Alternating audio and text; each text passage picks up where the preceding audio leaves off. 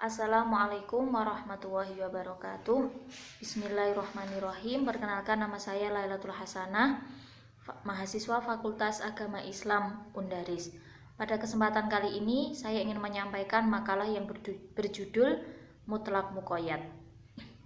Kemampuan seseorang memahami Al-Quran tentu berbeda-beda, apalagi Al-Quran diturunkan dalam bahasa Arab.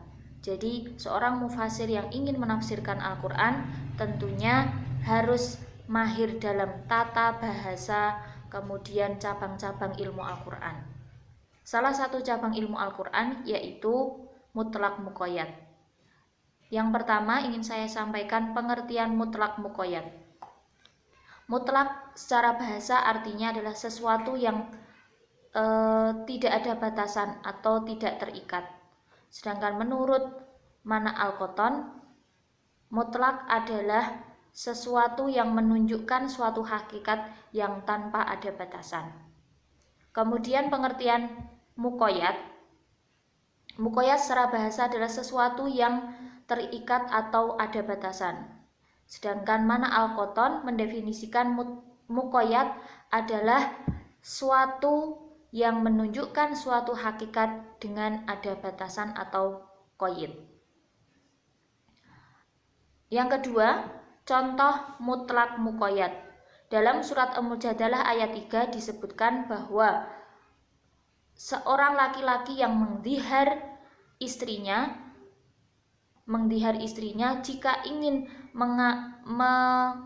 menarik kembali ucapannya, maka dia wajib memerdekakan budak. Dalam bahasa Arabnya fatahriru raqabatin.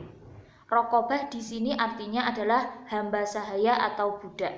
Di sini tidak ada batasan budak itu mukmin atau tidak mukmin. Jadi semua budak. Kemudian di surat An-Nisa ayat 92 disebutkan wa man qatala nafsan khata'an fatahriru raqabatin mu'minatin. Di sini disebutkan barang siapa yang membunuh orang mukmin yang bersalah, maka wajib memerdekakan budak yang mukmin pula. Jadi di sini ada kata mu'minatin atau raqabatin mu'minatin. Di sini adalah ayat muqayyad. Untuk yang selanjutnya adalah macam-macam dan hukum mutlak muqayyad. Yang pertama, hukum dan sebabnya sama. Jadi hukum dan sebabnya sama, maka ditarik yang berbentuk muqayyad. Contoh, dalam surat Al-Maidah ayat 3 tentang haramnya darah. Hurrimat 'alaikumul maitatu waddamu walahmul khinzir. Di situ ada lafadz waddamu, dam artinya darah. Jadi haram bagi kalian bangkai hurrimat 'alaikumul maitatu, bangkai, waddamu dan darah. Di sini ayat mutlaknya adalah darah. Kemudian yang kedua, surat Al-An'am ayat 145. Di sini adalah ayat muqayyad dari dam. Di situ ada au damam masfuhan. Jadi ada lafadz masfuhan, yaitu artinya darah yang mengalir. Di sini berarti ada hukum dan sebabnya yang sama, maka ditarik yang berbentuk muqayyad. Untuk itu, di sini diambil yang diharamkan adalah darah yang mengalir. Macam yang kedua yaitu hukum berbeda namun sebab sama. Maka yang mutlak tidak bisa ditarik kepada yang muqayyad. Contoh, lafadz yadun atau tangan dalam surat Al-Maidah ayat 3. Kemudian yadun tangan dalam surat Al-Maidah ayat 6. Dalam ayat surat Al-Maidah ayat 3 itu perintah tentang faghsilu wujuhakum wa aydiyakum ilal marafiq. Berarti ini tentang ayat muqayyad atau lafal muqayyad dari tangan. Jadi membasuh kedua tangan dalam wudu itu dibatasi sampai siku-siku. Berarti ini termasuk ayat muqayyad. Sedangkan dalam surat Al-Maidah ayat 6 di situ famsahu biwujuhikum wa aidiakum min.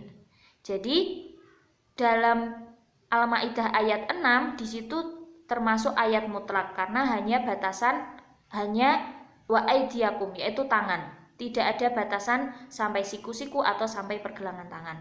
Untuk itu mutlak tidak bisa ditarik kepada muqayyad. Semuanya sudah punya hukum sendiri-sendiri. Untuk yang ketiga, hukum sama namun sebab berbeda.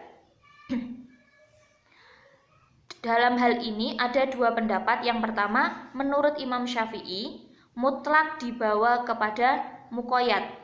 Sedangkan menurut Imam Hanafi, mutlak tetap pada tempatnya. Contoh, di sini ada 3 ayat.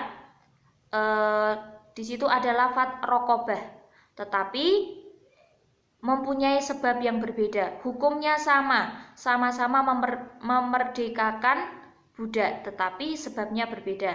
Contoh yang pertama, dalam surat Al-Mujadalah, seorang lelaki yang mendihar istrinya, maka wajib memerdekakan budak. Fatahriru raqabatin. Di ayat yang kedua, di surat Al-Maidah ayat 89 di situ autahriru raqabatin. Di sini adalah wajib memerdekakan budak bagi yang sudah melaksanakan sumpah palsu. Untuk yang ketiga di surat An-Nisa ayat 92 dijelaskan mangqatala nafsa mu'minan khoto'an fatahriru raqabatim mu'minatin.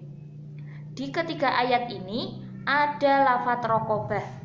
Nah, menurut Imam Syafi'i maka diambil muqayyadnya. Yang pertama, fatahriru raqabatin, maka memerdekakan budak, tidak ada batasan mukmin atau tidak mukmin. Ini termasuk ayat mutlak. Kemudian yang kedua, autahriru raqabatin, memerdekakan budak ini juga tidak ada batasan, masuk ayat mutlak. Kemudian yang ketiga, fatahriru raqabatin mu'minatin, memerdekakan budak yang mukmin. Jika ada 3 ayat yang hukumnya sama-sama memerdekakan budak, tetapi sebabnya berbeda. Yang pertama sebabnya karena mendihar istrinya, yang kedua karena sumpah palsu, yang ketiga karena membunuh seorang mukmin yang bersalah. Menurut Imam Syafi'i, maka yang mutlak dibawa yang ke muqayyad, maka memerdekakannya harus yang budak mukmin. Tetapi menurut Imam Hanafi, mutlak tetap dibawa kepada tempatnya. Yang pertama berarti memerdekakan budak, yang kedua memerdekakan budak tanpa ada batasan mukmin atau tidak mukmin, yang ketiga maka memerdekakan budak yang mukmin.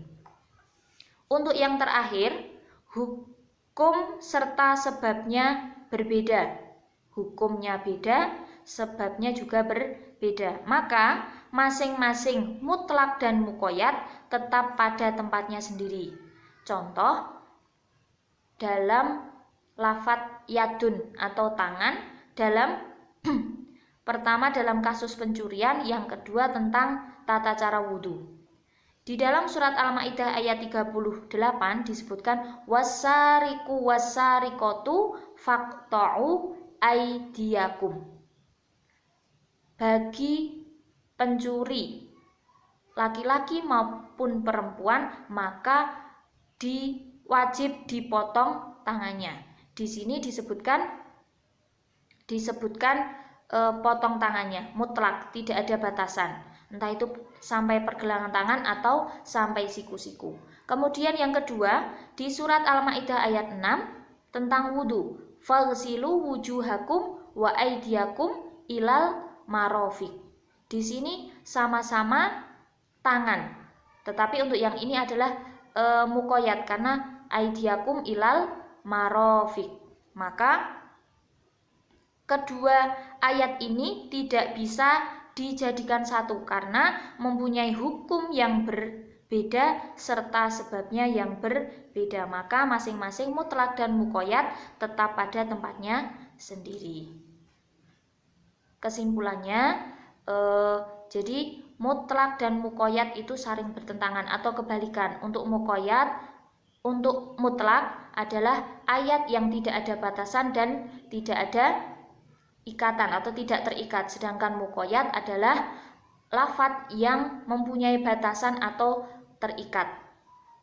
Untuk contohnya, tadi lafadz raqabatin dan raqabatin mukminatin, orang yang mendihar istrinya maka memerdekakan budak saja. Kemudian yang An-Nisa ayat 92 menjelaskan tentang fatahriru raqabatin mukminatin, memerdekakan budak mukmin bagi yang membunuh orang beriman yang bersalah. Sedangkan untuk macam-macam dan hukum mutlak muqayyad yaitu ada 4. 1. Hukum dan sebabnya sama. Kemudian yang kedua, hukum berbeda namun sebabnya sama. Yang ketiga, hukum sama namun sebabnya berbeda. Dan yang terakhir, hukum serta sebabnya berbeda. Kiranya cukup sekian yang dapat saya sampaikan. Apabila terdapat banyak kesalahan mohon dimaafkan. Wallahul muwaffiq ila aqwamit thoriq. Wassalamualaikum warahmatullahi wabarakatuh.